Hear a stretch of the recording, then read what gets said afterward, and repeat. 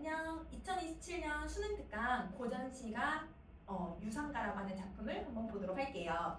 자, 유상가라고 하는 작품은 2019년 3월 모의고사, 2014년 3월 모의고사, 2004년 고3 수능, 2002년 11월 고1 모의고사에 총 기출에는 이제 4번이 출제된 작품입니다. 자, 이렇게 수능에서나 기출에서 자주 출제된 작품들은 눈여겨볼 필요가 있는데요. 수능에서 출제자들이 어떤 원리로 이 글을 좋아하는지, 왜 이거를 자주 출제하고 있는지 그 원리를 파악하는 게 정말 중요합니다.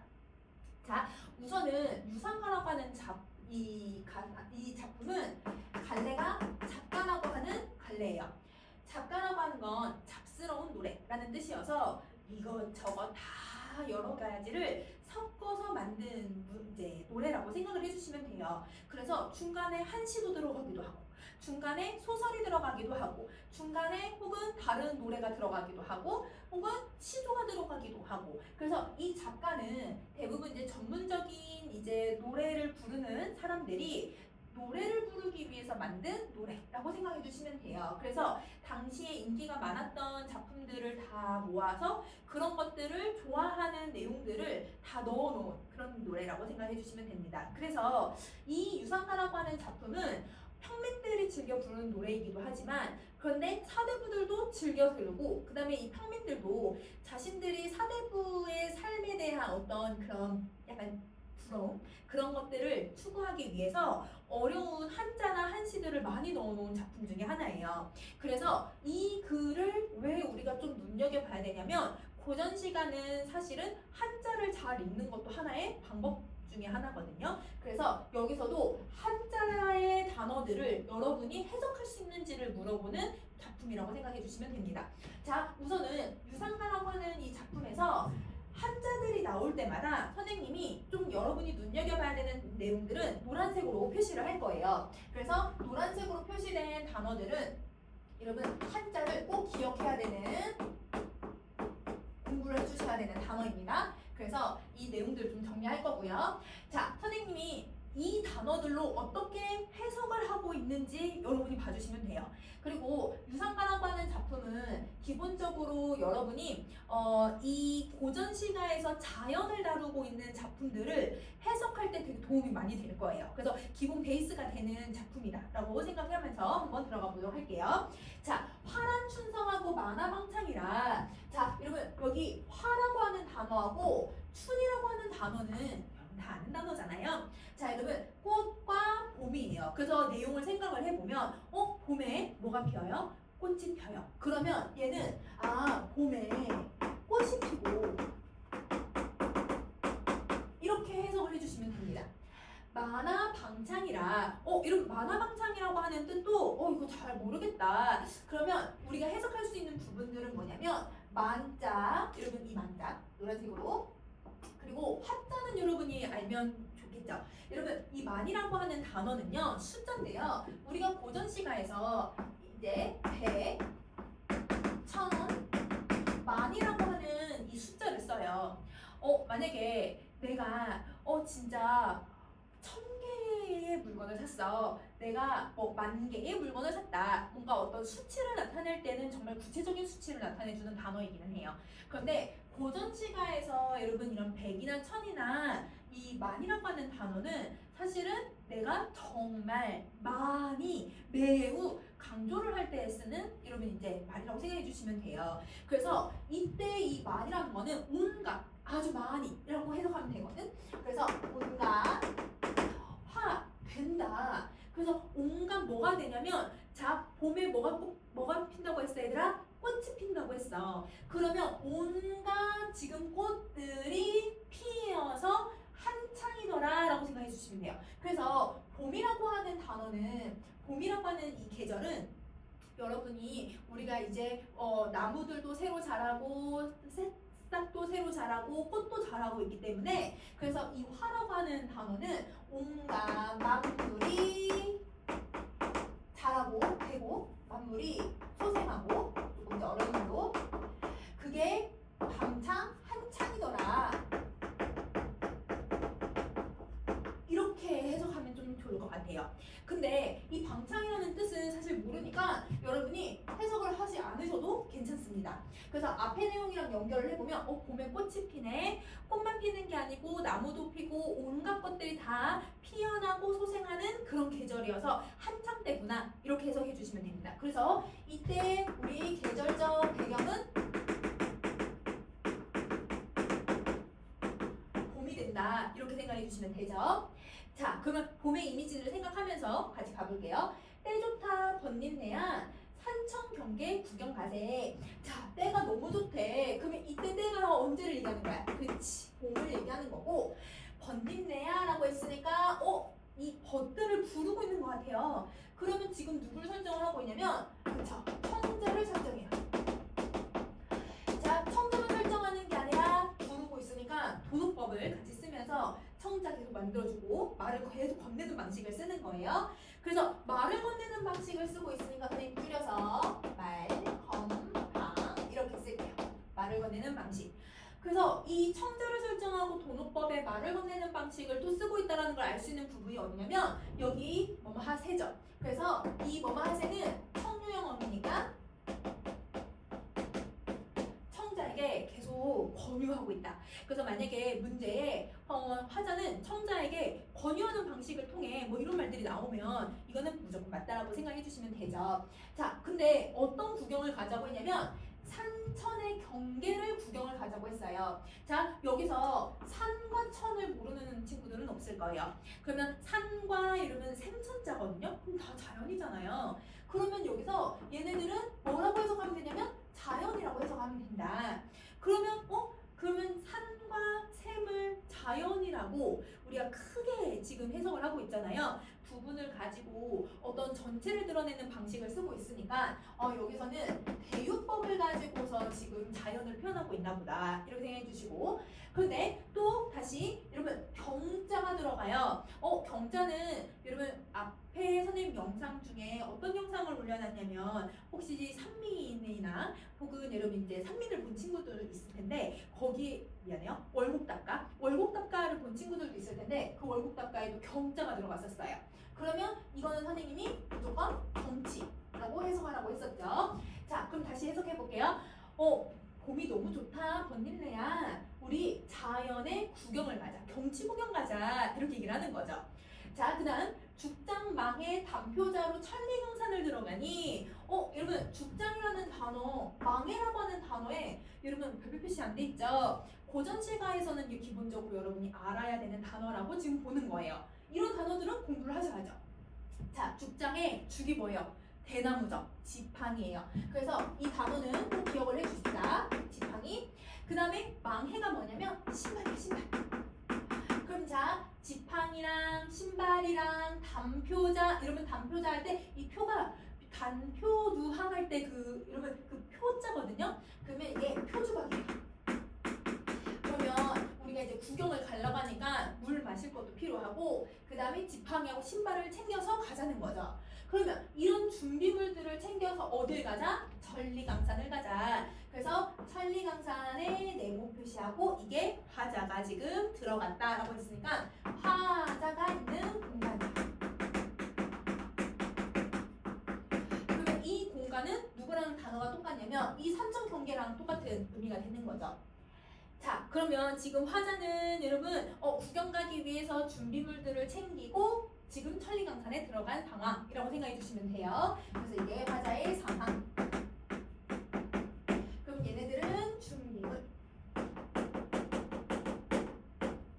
이렇게 정리할게요.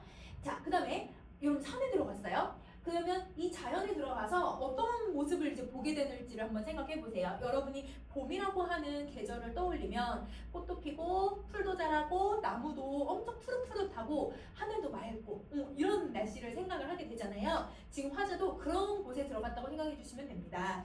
자, 여러분 보세요. 만자라는 단어가 들어가요. 이 여러분 옆에 물수면이 들어가 있는 이 만자는 찰만자예요. 가득 차다. 그러면 이게 차다라는 뜻이니까 산에 뭐하다? 가득 차다. 뭐가 가득 차다? 홍록이 가득 차다. 근데 홍자가 무슨 홍자냐면 여러분 그 지금 색깔을 나타내주는 붉은색이에요.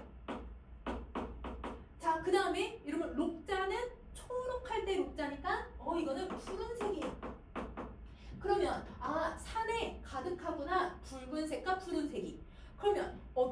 붉은색과 어떤 푸른색을 얘기하는 걸까요? 우리 아까 봄이 되면 어떤 이미지를 떠올렸지? 꽃 피고 나무가 자라는 거. 그러면 꽃이 붉게 자라고 그 다음에 여러분 이 풀들이 나무가 푸르게 되고 있는 모습을 지금 보고 있는 거예요.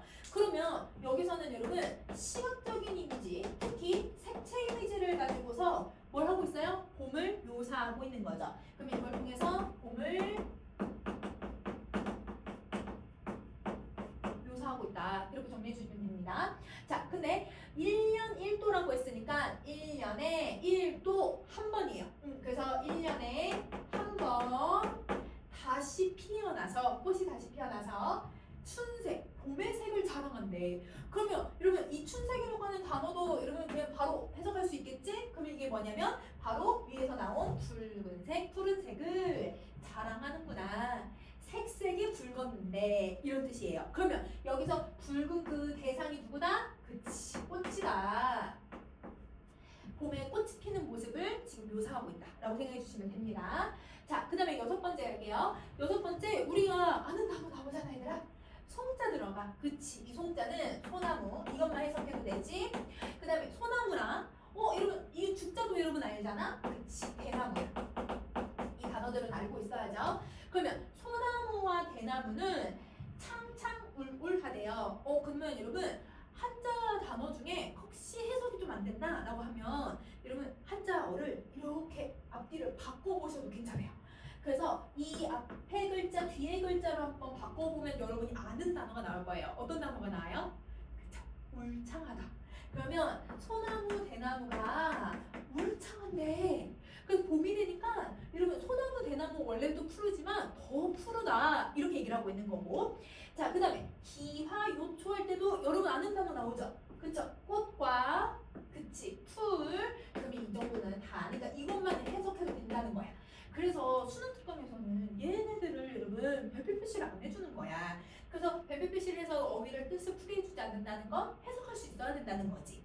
자, 그래서 꽃, 풀, 낭만 중에 그러면 여러분 낭만이라고 했는데 여기서 낭만이라고 했을 때 여러분 얘는 흐트러지다. 여러분 낭만하다, 흐트러지다, 많이 피다 라는 뜻이거든요. 그러면 가득하다 라고 해석해 주셔도 됩니다. 그래서 여러분 꽃과 풀이 가득한 중에 이렇게.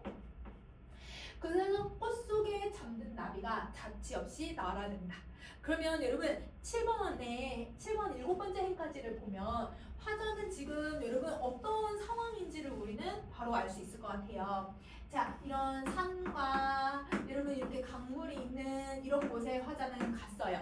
근데 그곳에서 여러분 소나무, 대나무, 여러분 이렇게 대나무도 이렇게 나무들 이렇게 있고 거기에 얘들아 붉은색 여러분 꽃도 가득 이렇게 피어 있고요. 근데 그 속에서 누가 날아다녀? 나비도 이렇게 날아다녀. 그러면 화자는 이 아름다운 자연의 풍경을 지금 아주 자세하게 묘사를 해주고 있는 거죠. 그러면 이때 아무래도 가장 두드러지는 건 봄의 이미지를 많이 드러내고 있으니까 시각과 색채 이미지를 계속 쓰고 있는 거야. 특히 근데 무슨 색채 이미지를 많이 쓰고 있냐면 꽃의 붉은색, 풀의 얘들아 어떤 색? 이런 이 푸른색. 그래서 여기서는 계속 어떤 이미지를 쓰고 있냐면 색채 대비를 통해서 봄의 이미지를 표현하고 있다. 이렇게 정리를 해주시면 될 것 같습니다. 자, 그러면 7번째까지 이해되셨죠? 그래서 여러분 7번째 행까지 나오는 단어들 잘 기억해 주시고요. 자, 그럼 이제 8번째 행도 한번 가보도록 할게요.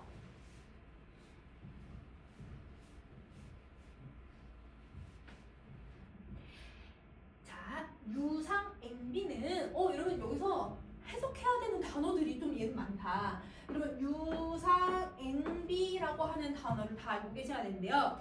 자, 여러분 유자를 자세히 보시면 여러분 왼쪽에 어떤 단어가 들어가냐면 나무가 들어가. 그치? 그러면 나무 중에 봄과 관련된 나무가 뭐가 있냐면 여러분 종류가 많지만 버드나무예요.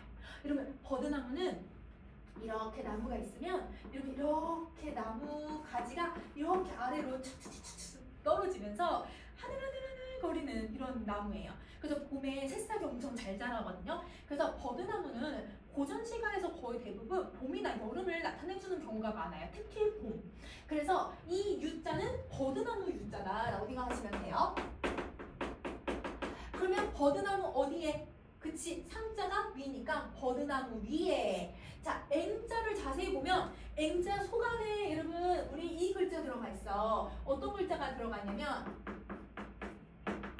요거 혹시 뭔지 알 수 있을까? 그치, 이거는 새예요, 새. 그러면 여러분 새예요. 새 중에 봄과 관련되어 있는 새가 있어요. 그래서 얘를 황앵이라고도 하거든요. 여러분 황앵이 뭐냐면 꾀꼬리예요. 황자가 들어갔네? 그럼 꾀꼬리가 무슨 색인지 혹시 알 수 있을까? 맞아, 노란색이야. 그러면 보세요. 여러분 이 버드나무가 푸른색이잖아요. 초록색이잖아요. 그럼 이렇게 초록색이라고 생각을 해보세요. 그쪽에 죄송해요. 이 새가 이렇게 날아다니는 거야. 노란색 새가. 그러면 여러분 파란 초록 색깔의 이런 산에 노란 이 새가 날아다니는 이 모습을 보면 얼마나 이 색깔이 도드라져서 너무 예쁘겠어. 그 모습을 지금 묘사하는 거예요. 그래서 앵자는 새라고 해석해도 되지만 여러분 앵자는 그냥 꾀꼬리, 봄을 상징해주는 꾀꼬리라고 해석해주시면 좋을 것 같습니다. 꾀꼬리. 그리고 비자가 무슨 비자야? 날다라는 뜻이에요. 그러면 버드나무 위에 꾀꼬리가 날아다니는데 그것은 편평금이요 라고 해석을 해요. 자, 그러면 여러분 여기 보세요. 뭐뭐는 A는 뭐뭐다 B요. 이거 무슨 편법이에요? 그쵸? 이거는 비유법 중에 은유에 해당해요. 그러면 지금 앞에 나온 여러분 이 버드나무 위에 날아다니는 꾀꼬리를 뭐에다가 지금 비유를 하고 있다? 평평금에다 비유를 하고 있다. 자, A는 B다 라고 하는 이 은유법에서 여러분 다 아는 개념이지만 A라고 하는 애는 여러분 몸관념이 여기 들어갈 거고 그 다음에 B라고 하는 애는 보조관념이 들어가요. 그러면 지금 꾀꼬리를 뭐에다 비유하고 있다? 금에다 비유하고 있다. 금이라고 하는 단어는 여러분 알잖아요. 그쵸? 금처럼 얘 너무 아름답고 노랗다고 표현을 하고 있는 거예요. 자, 그러면 이것도 여러분 여기 은유법 쓰고 있으니까 시각적 이미지 표현하고 있다는 거 알겠죠? 자, 그럼 다시 화관 전문은 분분설이라 그러면 여러분 여기서도 화라는 글자 알 수 있을 것 같고 근데 여러분 이거는 한자 여러분 다 해석할 수 있어야 해. 자, 여러분 화자에 여러분 간자가 무슨 간자인지 혹시 알 수 있을까? 그쵸, 여러분 이거는 사이 간자예요. 그러면 꽃 사이라는 뜻이죠. 꽃 사이에 여러분 접이라고 하는 글자를 잘 보시면 왼쪽에 이 글자가 들어가요. 여러분 이거는 벌레라는 뜻이에요. 그러면 벌레가 있는데 그 벌레가 무가 무슨 문자인지 혹시 알 수 있을까요? 무는 춤추다, 무용할 때 무자예요. 그러면 여러분 이게 춤이라는 뜻이니까 벌레가 춤을 춘대요. 그러면 여러분 우리 아까 앞에서 벌레가 나오면 우리 봄에 꽃이 피어서 여러분 지금 날아다닐 수 있는 벌레는 뭐가 있나요? 맞아요. 나비나 벌이에요. 그러면 제가 나비나 벌이라고 해석해 주시면 되는 거예요. 한자를 몰라도 되는데 알고 있으면 고전 시가에서는 저 단어가 조금 종종 나올 때가 있어서 이 단어는 나비라고 선생님 정리하겠습니다. 그래서 꽃 사이에 나비들이 춤을 추는 거예요. 그러면 자, 꽃 사이에 나비들이 춤을 추는데 그 나비는 뭐다? 분분설이다. 그럼 여기 다시 여기 A는 B라 그러면 또 우주를 쓰고 있는 거예요. 그러면 지금 앞에 나온 문장이 뭐뭐는 뭐뭐다, 뭐뭐는 뭐뭐이랑 비슷하잖아요. 그러면 문장이 대구법을 쓰게 되는데 대구법을 사용을 하면 여러분 해석을 비슷하게 해주셔도 됩니다. 그래서 사실은 유상 앵비 편방금만 해석을 하더라도 뒤에는 이것도 어떤 자연물을 뭐에다 비유를 하겠다라고 해석하고 넘어가셔도 상관없어요. 그래서 고전 시가를 읽을 때 대구법을 많이 활용해 보세요. 대구법은 해석을 앞에 문장과 뒤에 문장을 똑같이 해주면 된다. 그러면 그 대상들만 달라지는 거거든. 자, 그러면 여기서 우리 온간념이 누구냐면 그쵸? 여러분 온간념은 나비예요. 그럼 나비가 뭐 같다? 여러분 아는 단어 나오죠? 눈설. 그치? 눈 같다. 그러면 여러분 얘는 눈이라고 표현을 하고 있는 거예요. 그러면 자 보세요. 우선 앞에 여러분 지금 aim, 꾀꼬리. 꾀꼬리는 뭐에다 비유를 했어? 그치, 금에다가 비유를 했고요. 그 다음에 여러분 나비는 누구에다 비유를 했냐면 눈 같다라고 표현을 했어요. 그러면 꾀꼬리는 지금 황행이니까 여러분 또 금에다가 비유를 했기 때문에 노란색의 이미지를 표현을 하고 있는 거고, 그 다음에 나비는 눈 같다라고 했으니까 무슨 색? 흰색의 이미지, 그치, 이렇게 표현을 해주고 있는 거예요. 그러면 여기도 여러분 시각적인 이미지, 색깔을 직접 쓰고 있지는 않지만 색채 이미지를 두드러지게 쓰고 있는 부분이다 라고 생각해 주시면 됩니다. 자, 이렇게 정리하시고 9번째 갈게요. 삼춘 가절 좋으시고, 그러면 여러분 삼춘은 그냥 한 번에 이어서 우리가 이제 음력 3월, 4월, 5월을 얘기를 해요. 그러면 이제 3, 4, 5월이니까 여러분 이제 봄이에요. 그래서 봄이라고 해석하시면 되고, 근데 이 단어는 다 아는 단어니까. 자, 그 다음에 가절인데 여러분 이렇게 아름다울 가자에다가 이러면 절자가 들어가잖아요. 그럼 이거는 계절이에요, 계절. 그러면 봄이라고 하는 새 달의 계절이 너무 좋구나. 그러면 여러분 지금 봄의 풍경을 묘사하고 있으니까 그걸 아주 극찬하고 있다라고 생각해 주시면 되죠. 그러면 이거에 대한 여러분 지금 화자는 와 너무 좋다, 너무 좋으시고 라고 표현을 했으니까 화자의 정서가 나오네. 화자는 지금 흥취가 계속 고조가 되고 있는 상황입니다. 자, 이제 다시 또 한자들이 좀 많아요, 여러분. 해석을 해볼게요. 자, 도화라는 단어 알고 있어야죠. 만이라고 하는 단어 아까 나왔던 거네요. 자, 그리고 홍자도 아까 나왔던 단어예요. 자, 그러면 해석을 해봅시다. 여러분, 도화라고 하는 단어는 무슨 꽃인지 보던 시간을 알 때는 당연히 해석해야죠. 맞아요. 복숭아꽃이에요. 그러면 이 복숭아꽃이 만발했대요. 만발이라는 게 뭐예요? 가득 피어있다라는 뜻이잖아요. 그래서 아까 이게 가득 차다라는 뜻이었으니까 가득 피다, 가득 차있다 이렇게 해석하면 되는 거지. 복숭아꽃이 가득 피어, 이건 그대로 읽으면 될 것 같아. 점점 아까 홍자가 붉다라고 했으니까 붉어지는구나라고 해석을 하는 거예요. 알겠죠? 자, 한자를 읽어야 해석하실 수 있습니다. 자, 그러면 도화꽃이 얘들아 가득 피어서 점점 붉어진대. 그러면 우리가 복숭아꽃이라고 하는 이 도화꽃은 대부분 여러분 봄을 상징하는 단어이기도 하고, 그 다음에 봄에 여러분 이제 분홍색인데 여러분 이걸 약간 이제 예전에는 분홍이라는 표현보다는 붉은색이라고 하고 조금 표현을 해요. 붉은색으로 표현을 하고 있고, 그 다음에 도화꽃은 복숭아꽃이잖아요. 근데 여러분 이 복숭아꽃이 어디에서 많이 사용을 하고 있냐면 무릉도원이라고 하는, 무릉도원, 도자도 복숭아 도자를 쓰잖아. 이상향을 표현을 할 때 연상되는 단어 중에 하나예요. 그래서 도화꽃이 딱 나오면 이거는 무조건 필수적으로 해석을 해야 되지만 얘도 나올 수 있다라고 생각을 해주시면 됩니다. 자, 그러면 여기는 우리는 표현법을 한번 생각을 해볼 건데요. 어떤 표현법을 쓰냐? 좋으시고 라고 해서 내 감탄 들어가고 뭐뭐로구나 감탄형 어미를 쓰잖아. 계속 영탄법을 통해서 계속 이 봄의 흥취, 봄에 내가 만취되어 있는 상태를 표현을 해주고 있는 거예요. 자, 그 다음 다시 할게요. 어주축수 애삼춘이라. 여러분 이거는 아래에 뜻이 나와 있어요. 그래서 여러분 이거는 시를 그대로 인용한 부분이에요. 그래서 아까 잡스카는 시나 아니면 소설이든 아니면 그 당시에 유행했던 노래들을 이렇게 막 인용을 많이 한다라고 표현을 했잖아요. 자, 이게 뭐냐면 고깃배가 여러분 이제 이 물결을 따라서 올라갔다 내려갔다 그러면서 이렇게 배에 앉아 있으면 물결에 따라서 이렇게 보이게 되잖아요. 근데 그때 바라보는 그 산의 풍경이 너무 아름답다. 이게 시에 나오는 구절이에요. 도연명의 시거든요. 그래서 그러면 지금 화자는 이 복숭아꽃으로 인해서 너무 아름다운 자연의 풍경을 묘사하고 있다. 이렇게 생각해 주면 되는 거고. 자, 그 다음에 그렇기 때문에 자기가 있는 이 천리강산이 무릉도원이 아니더냐라고 해석을 해요.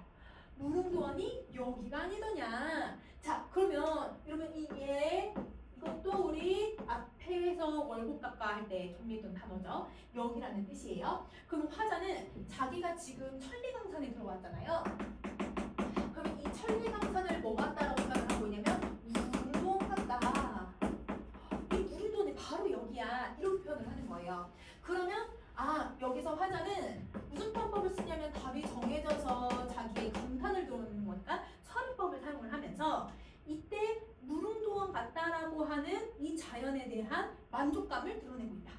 해주시면 됩니다. 그래서 화자의 정서는 이 자연에 대해서 이상적인 공간처럼 느껴질 정도의 아름다움을 느끼고 있다. 그게 만족감이라고 생각해 주시면 돼요. 자, 그 다음 다시 할게요. 양류세지 사사록한데 근데 얘들아 잘 봐봐. 뭐뭐뭐뭐뭐 네 글자. 근데 사사 똑같은 글자 나오고 록자가 아까 색깔이었잖아. 근데 여러분 여기도 도화만발 네 글자 나오고 점점 똑같은 단어 나오고 그 다음에 홍자 색깔 들어가잖아요. 뭐가 할 수 있는 거예요? 대구가 쓰는 거예요. 유사한 문장 구조를 계속 쓰는 거예요. 그러면 지금 여기 나온 여러분 이 도화만발 여기서부터 이 아니냐까지 그리고 양류세지부터 얘 아니냐라고 하는 부분이 문장 구조가 거의 맞아요. 비슷해요. 그래서 유사한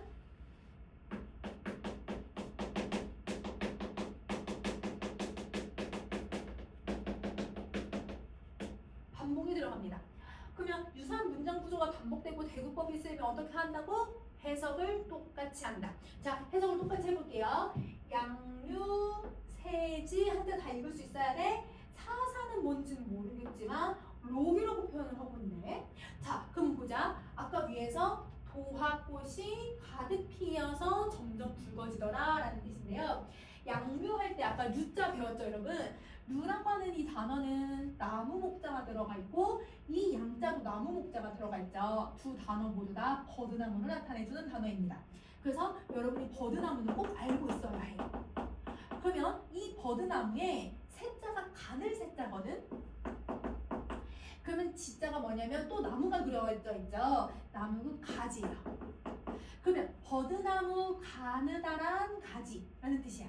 그러면 버드나무에 아주 가는 가지. 아까 선생님 버드나무 어떻게 그려줬지 얘들아? 이렇게 이 가는 가지.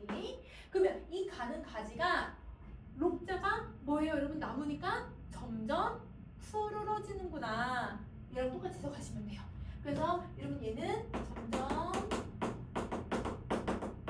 푸른데 이렇게 읽으면 되는 거지. 자, 황상복리 당춘절의 연명호루가 여기가 아니더냐. 자, 여러분 여기서 지금 황상복리 당춘절이라는 뜻도 이런 거 모르는 거는 여러분 어떻게 해준다? 우리 단어 풀이 해준다.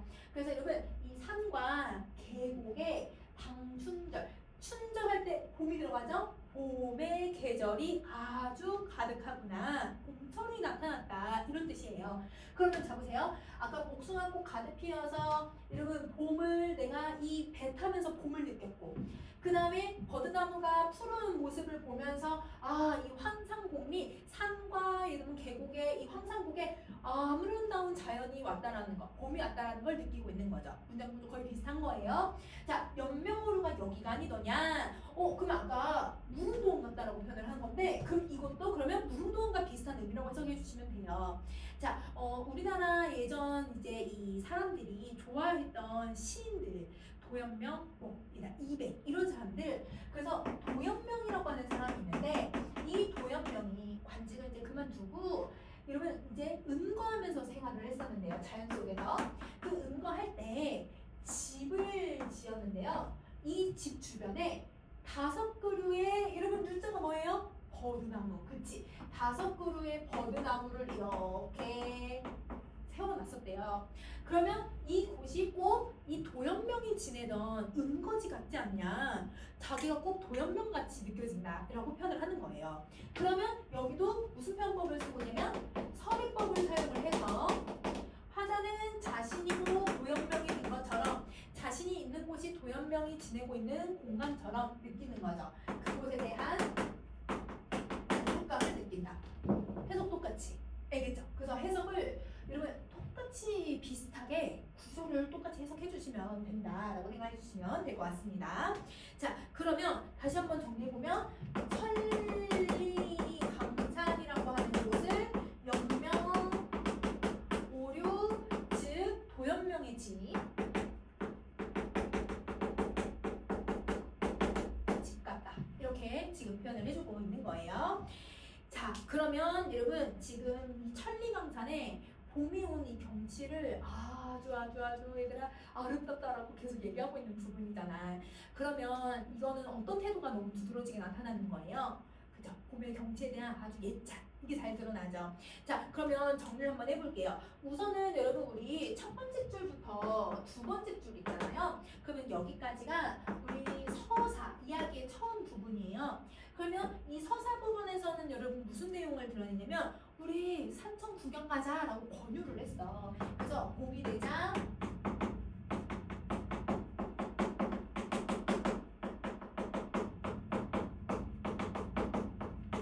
번딩들에게 권유를 했고요. 자, 그 다음 세 번째 줄부터 선생님이 12번째 줄까지 읽었는데요. 이거는 앞에 내용을 좀 나눌 거예요. 본사 1 부분이요. 그러면 이 본사 1은 여러분 이 아름다운 봄의 경치를 보여주고 있어? 예찬을 해주고 있잖아. 그래서 봄의 경치를 예찬하고 묘사해주고 있다. 이렇게 정리해 주시면 됩니다. 자, 그러면 우리 이제 아랫부분도 한번 가보도록 할게요. 13번째부터.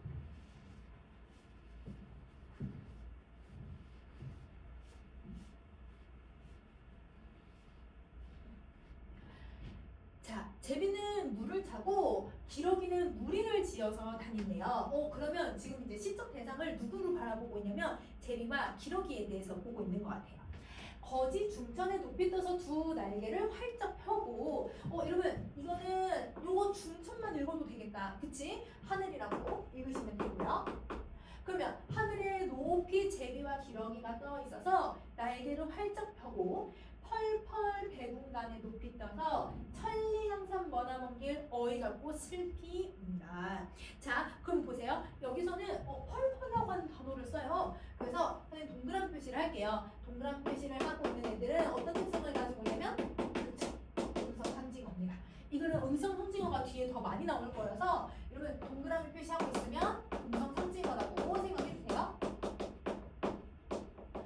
자, 근데 여러분 지금 제비하고 기러기를 화자가 자연에서 바라보고 있는데 얘네들 날아다니면서 뭘 하고 있냐면 와, 저 천리강산 머나먼 길을 어떻게 가지? 라고 생각을 해요. 그러면 이 천리강산은 앞에 나왔던 천리강산과는 의미가 좀 다른 것 같아요. 여기는 이제 제비와 기러기가 가야 하는 공간인데 그 공간 때문에 뭘 느끼고 있어? 얘는 슬프다 이렇게 표현을 해. 그러면 이 공간에 대해서 얘네들은 애환을 느끼고 있구나, 비애감, 슬픔을 느끼고 있구나 이렇게 해석해 주시면 됩니다. 근데 사실은 제비하고 기러기가 이런 감정을 느낄 거라는 거 우리는 알 수가 없잖아요. 그러면 여기서는 자연의 대상물들을 사람처럼 의인법을 통해서 제시해주고 있구나. 그리고 사실은 화자가 의인법을 써서 얘네들이 말하는 거나 느낌을 내가 듣는 게 아니라 그냥 제비가 기러기가 날아다니는 모습과 그 웃음소리를 듣고서 이렇게 느끼는 거잖아요. 그래서 여기서는 청각적 이미지도 좀 사용을 하고 있다. 우는 소리가 나타나고 있으니까. 자, 그러면 보세요. 13번째부터 16번째 이 구절 있잖아요. 이 구절은 사실은 앞에서는 막 자연을 예찬하고 봄을 예찬하고 있는데 갑자기 막 슬프다 이런 표현들을 쓰고 있으니까 이런 내용들은 이질적인 여러분 내용이 삽입이 된 거예요. 그러면 이렇게 내용 전체 주제와는 다른 내용들이 좀 들어가 있으면 이런 부분들이 바로 작가라고 하는 노래가 갖고 있는 작가의 특성이기도 하고요. 그 다음에 이 글을 주로 불렀던 게 하층민들이다 보니까 하층민들이 힘들다라고 하는 그 삶의 애환을 표현하는 부분이라고도 해석을 해요.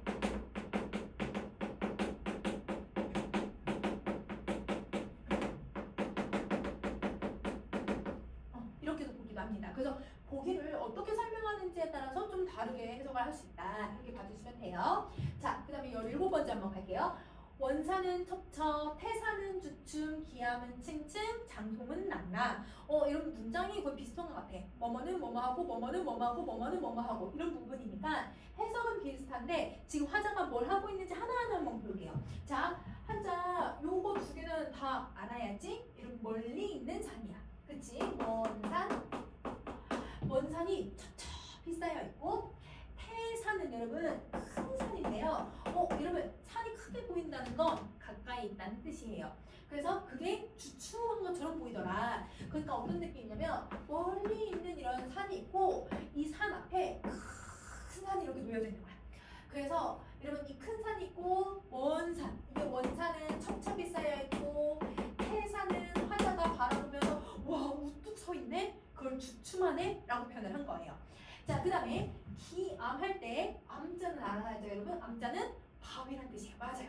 그래서 이 바위는 층층이 쌓여 있고, 그래서 여러분 이 큰 산을 바라보잖아. 여기에 이렇게 바위들이 이런 식으로 막 쌓여 있는 거야. 바위들이. 자, 그다음에 장송할 때 이 송자가 앞에서 했지. 그치, 소나무는 낙낙 가지를 늘어뜨려 놓는다라는 뜻이에요. 그래서 아마 여기에 나무도 있었던 것 같아요. 그래서 이렇게 큰 소나무가 하나 있는데 이 소나무가 가지를 이런 식으로 늘어뜨려 놓고 있다. 이렇게 해석을 해주시면 됩니다. 근데 여러분 이거는 화자가 지금 이 자연물들을 어떻다라고 하면서 지금 어떻게 하냐면 쭉 열거를 해놨잖아요. 그래서 이 부분은 열거법을 주로 쓰고 있다라고 정리해 주시고요. 그 다음에 첩첩 이거 음성상징어고, 그 다음에 여러분 층층이 쌓여있다. 이것도 음성상징어라고 봐주시면 됩니다. 자, 그 다음에 A 구부러져서 광풍, 미친 바람. 그렇지, 이거는 해석할 수 있어야 돼. 바람이야. 미친 바람에 흥에 겨워 우쭐우쭐 춤을 춘다. 여러분 누가 춤을 추는 거예요? 아까 바로 앞에 나왔던 소나무예요. 맞아요. 이 소나무가 바람에 흔들흔들 이렇게 춤을 춘다는 거죠. 그러면 여기서는 이 소나무를 사람처럼 표현했으니까 의법을 쓰고 있고, 우줄우줄 이거 음성상징어가 된다. 이렇게 생각해 주시면 돼요.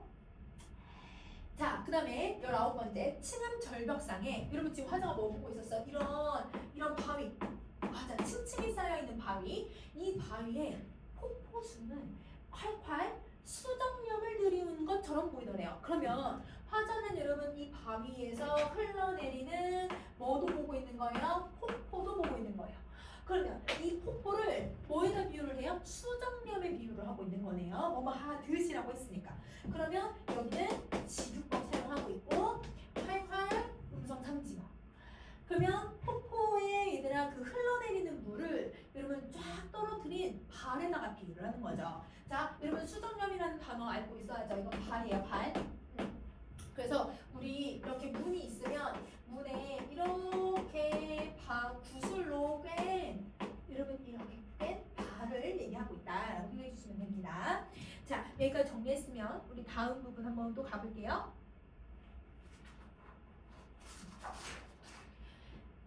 20번. 자, 지금 계속 뭐에 대해서 얘기하고 있었냐면 폭포에 대해서 얘기하고 있었잖아요, 여러분. 그래서 폭포에 대한 내용을 계속 정리해 줄게요.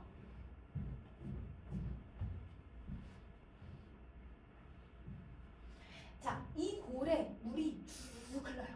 여러분, 그러니까 골이 약간 이제 고을이라는 뜻이라기보단 이 계곡, 여러분 이제 이런 계곡이라고 생각해 주시면 돼요. 그러면 이쪽 계곡에서 물이 이렇게 주르르 흐르고, 저쪽 계곡에서 물이 이렇게 샬샬샬 흐르고, 그래서 폭포가 물이 이렇게 절벽이 이렇게 있으면요, 그러면 물이 한 번에 샥 이렇게 떨어져도 되지만 물들이 이렇게 모여서 이렇게 폭포가 내리기도 하고, 이렇게 물줄기가 내려와서 폭포가 이렇게 내리기도 하고, 어떤 경우는 물이 이렇게 많이 내려서 한 번에 물이 이렇게 많이 내리기도 해.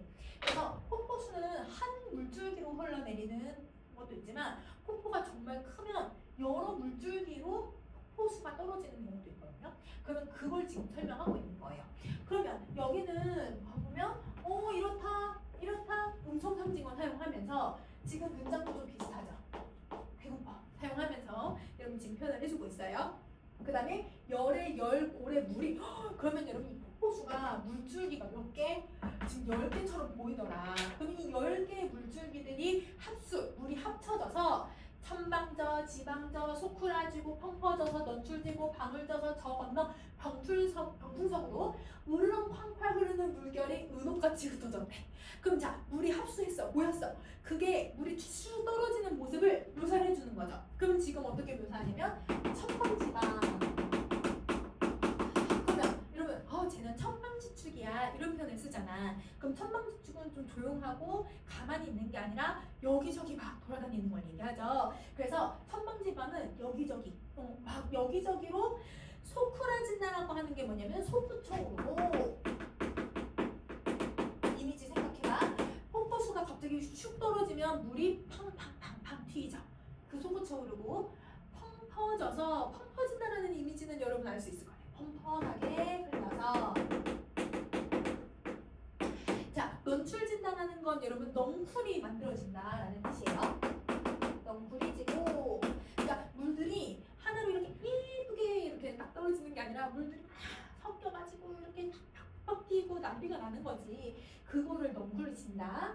그 다음에 방울이 진다는 건 그냥 방울져야. 그러면 우리 물이 쭉 떨어지면서 물이 이렇게 사방으로 튀기는 솟구치는 모습도 있고 물이 막 이러면서 막 섞이기도 하고 물방울 이렇게 튀기기도 하고 그 모습을 지금 묘사를 해주고 있다라고 생각하시면 돼요. 그러면 여기서 이 모습들을 표현을 하기 위해서 이거 쓰죠. 그 다음에 이미지가 어떤 이미지를 두드러지게 쓰냐면 시각적인 이미지를 쓰는데 근데 이 폭포의 모습을 움직임이 아주 강하다라고 표현을 하잖아요. 그래서 이거를 역동적인 이미지를 쓴다 이렇게 정리해 주시면 됩니다. 그래서 폭포 이걸 가지고서 폭포가 흐르는 모습 이걸 형상화하고 있다라고 정리해 주시면 돼요. 자 그리고 나서 저기 있는 병풍석 여러분 석자가 뭘까 한자 없지만 그치 이거는 바위. 그러면 여러분 이 바위나 돌을 병풍 같다고 비유를 하면서 그 병풍 같은 바위로 으르렁 활활 흐른대. 음성상징어.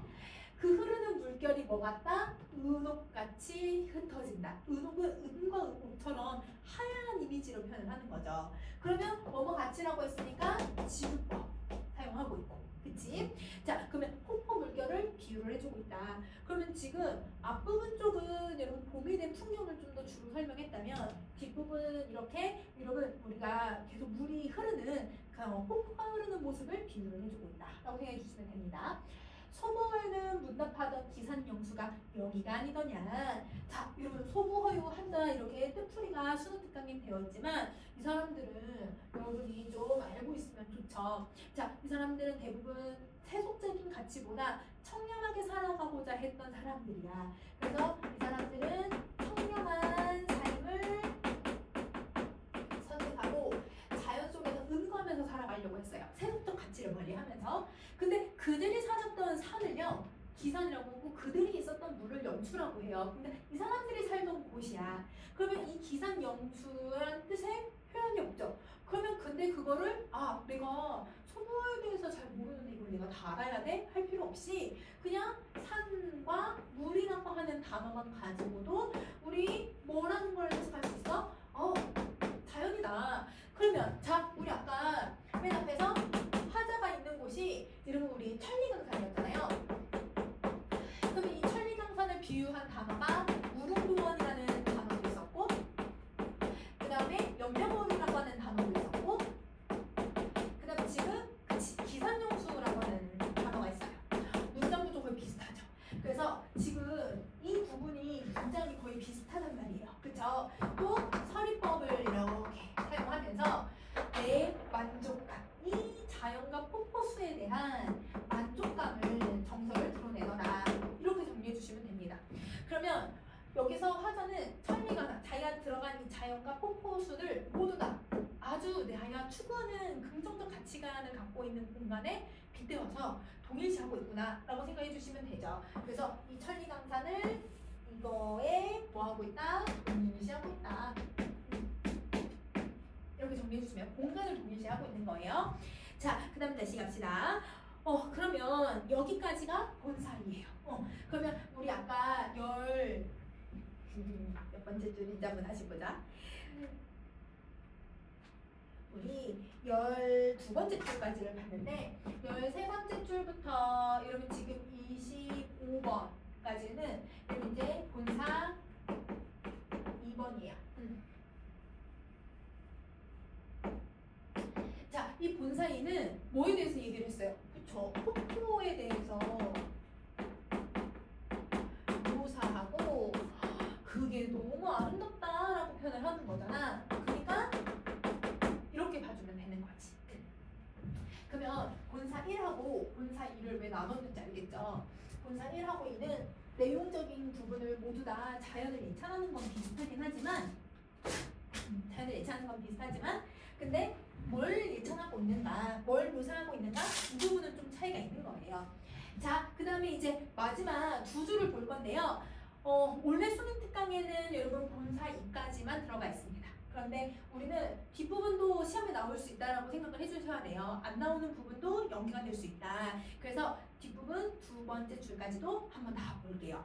자, 주곡재금이라고 하는 뜻은 여러분 누굴 얘기하냐면 두견세를 얘기를 해요. 그래서 얘는 주곡세라고도 하고 두견세라고도 하는데 이 세는 절개를 나타낸대요. 그래서 이 세는 절개를 의미하고 지조와 절개를 상징하고 적다 정도라고 하는 세는 소적세를 얘기하고 있는데 자, 여러분 소적세는 대부분 언제 좀 많이 이미지로 표현을 하냐면 봄에 와서 막 우는 새로 많이 표현을 해요. 그래서 소적세가 봄에 시작되기 전에 오면 그 해는 풍년이 된다는 표현을 해요. 그래서 1년이 풍년이 될 것이다. 그래서 풍년이더라. 그러면 지금 봄에 내가 천리강산에 들어가 있잖아. 근데 그곳에서 두견새가 울어. 와, 지조절개제 뛰어나다.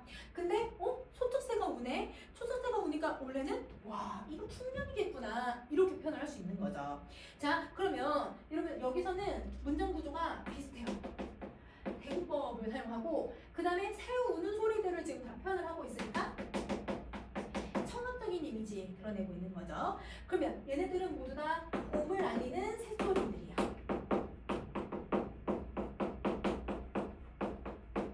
이렇게 정리해 주시면 됩니다. 자, 그 다음에 일출낙조가 눈앞에 버려져서 경계 무궁 졸시고 아 너무 좋구나. 자, 그럼 보세요. 일출낙조는 여러분 한자 다 읽을 수 있잖아요. 그러면 여기 일출이라고 하는 한자는 안 나왔지만 일출은 해가 떠서 낙조가 혹시 뭔지 알 수 있을까? 낙조? 맞아, 여러분 이건 해가 지는 거야. 그러면 해가 지 그러면 이 해가 뜨고 해가 지는 그 풍경이 눈앞에서 쫙 펼쳐지죠. 그러면 화자는 산속의 천리강산에 아마 해 뜰 때쯤 들어가서 해가 질 때까지 그 풍경을 관상을 했었던 거예요. 놀았던 거죠. 그러면 그게 눈앞에 펼쳐져서 경계무궁, 여러분 아까 경계라는 단어도 나왔지만 경자가 들어가면 그치 경치. 그럼 이 경치가 무궁하구나. 그러면 경치가 어마어마하게 무궁무진하구나. 이렇게 표현을 하는 거야. 그러면 이 무궁무진은 끝없다. 좋구나. 이렇게 해석하시면 되죠. 그러면 좋을시고라고 하는 것도 좋구나. 이러면 영탄법이니까 감탄영어를 사용해서 자신의 그 흥취, 여러분 이 만족감을 계속 강조하고 있다라고 생각해 주시면 돼요. 자, 여러분 이 수록되어 있는 두 번째 두 줄은요.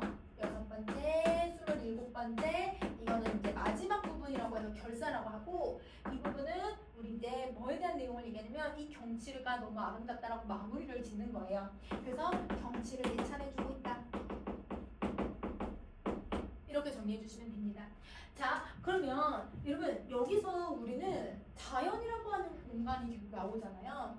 그런데 이게 이제 하층민들이 즐겨 불렀던 노래이기도 하고 똑같은 여러분 자연을 대상으로 얘기를 하고 있어도 사대부들이 얘기하는 자연과 이런 평민들이 얘기하고 있는 자연의 의미는 좀 다르질 수밖에 없어요. 그래서 수능 특강에서는 이 작품에서 여러분 자연의 의미를 어떤 의미라고 생각을 하고 있냐면 현실 속에서 내가 현실을 살아가면서 와 이거 너무 좋다 너무 예쁘다라고 하는 동경 추구하는 곳이기도 하고 이곳에서 우리가 놀아보자 국민들아 우리 구경 가자 하면서 놀러 가자라고 표현을 하잖아요. 쾌락의 공간이라고 보는 거예요. 그래서 사대부들은 대부분 자연을 내가 즐기고 자연을 보는 것 내 마음을 갈고 닦는 수양의 공간이라고 생각하는 경우가 많은데 여러분 평민들은 내가 일상을 살아가면서도 이곳을 즐겨야 되기 때문에 쾌락과 동경의 대상이라고 생각해 주시면 좋을 것 같아요. 그러면 우리가 이제 유상가는 그러면 전체 뭐까지 다 봤냐면 수록된 부분과 미수록되어 있는 부분까지 다 내용을 한번 살펴봤고요. 그러면 우리 이제 뒷부분에 이 작품에 쓰인 표현법들을 쭉 한번 정리해 볼게요. 자, 여러분 지금 작품 보면 수능에서 모의고사에서 이 작품을 왜 많이 출제했는지 우리 알 수 있을 것 같아요. 표현법도 정말 많고요. 그 다음에 한자어도 잘 읽을 수 있는지 물어볼 수도 있고요. 그 다음에 여러 가지의 표현법이 정말 많아요. 그래서 그리고 의미도 찾아야 되는 것도 많고. 그래서 우리 한번 정리 한번 쭉 해보도록 할게요. 자, 표현법 제일 먼저 문어법을 사용해서 그리고 이제 청자를 설정을 해버리죠. 그러면 청자가 설정되면 그냥 따라오는 게 말을 보내는 방식입니다. 그래서 도노법을 사용하면 청자 설정하고 말을 보내는 방식을 만들어낼 수 있다. 자, 근데 뭐도 사용해주면 청유형 어미를 사용해도 똑같은 의미로 표현할 수 있어요. 자, 그 다음에 두 번째 할게요. 여러분 여기서는 시각적 이미지, 색채 이미지, 더 나아가서 이런 색채, 대비까지 한 번에 묶어서 봄을 형상화해주는 표현법이었고요. 그 다음에 세 번째, 이 작품의 비유법들을 한번 살펴볼 건데 여러분 강산 혹은 산천이라고 하는 단어가 뭘 의미했어요? 모두 자연을 얘기했죠. 그러면 대유법을 쓸 거고 그 다음에 자연을 여러분 소나무가 막 춤춘다 표현을 했으니까 의인법 이렇게 들어갈 수도 있고요. 그 다음에 A는 B이다 라고 하는 은유법도 썼고 뭐뭐 하는 듯, 그 다음에 혹은 뭐뭐 같이 라고 하는 지구법도 두 번을 사용을 했어요. 그래서 비유법은 이런 비유법들을 사용을 했고요. 자, 그 다음에 네 번째 대구나 문장 구조를 비슷하게 계속 반복을 시켜버렸잖아요. 그러니까 해석할 때 어떻게 한다? 비슷하게 해석해주면 된다. 그러니까 내가 모르는 구절이 나와도 대구법이 쓰였네? 이렇게 해석해야지 라고 하는 연습을 계속 해보는 거죠. 자, 그 다음에 자연 속에서 내가 만족감을 드러내려고 서민법과 영탄법을 계속 활용하면서 기산영수가 여기가 아니냐, 영명오류가 여기가 아니냐라고 하면서 자기 감정 계속 고조시켰어요. 자, 그 다음에 여섯 번째, 작가다 보니까 고사를 인용하기도 하고 시를 인용하기도 하고 그쵸? 그래서 얘네들을 인용하기도 한다. 자, 그 다음에 일곱 번째, 여러분 음성 상징어를 되게 두드러지게 사용하죠. 그러니까 우리 순우리말들을 아주 아름답게 쓰고 있는 작품이에요. 자, 그 다음에 여덟 번째, 열거법을 사용해서 행위들을 쭉 나열했었는데 특히 이제 열거, 청각이나 그 다음에 여러분 역동적 이미지 이걸 가지고 폭포나 아니면 자연을 아주 구체적으로 잘 드러내고 있었다. 형상화해주고 있었다. 그래서 표현법은 이렇게 정리할 수 있을 것 같습니다. 자, 여러분 한자어들은 여러분 우리가 선생님이 그 아까 노란색으로 다 표시를 해줬잖아요. 그 단어들로 어휘를 한번 정리해 주시면 될 것 같아요. 자, 그러면 유상가는 여러분 작가라고 하는 갈래가 여러분한테 익숙하지는 않겠지만 여러분 이 작가도 수능에 자주 나오는 갈래들에도 해당하기도 해요. 그래서 특히나 이제 이렇게 여러 번 기출에 나왔던 작품들은 꼭 한번 전체 스스로 해석해 보시고 단어 좀 암기해 주시고 그 다음에 중요한 표현법들을 정리해 주시면 좋을 것 같습니다. 자, 그러면 2027년 수능 특강 유상가라고 하는 작품은 여기까지 하도록 할게요. 안녕.